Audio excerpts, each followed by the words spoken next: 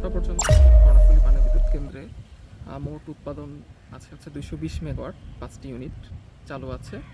আর কাপ্তাই লেকের যে উচ্চতা সেটা দুপুর 12টায় ছিল 103.57 ফিট MSL।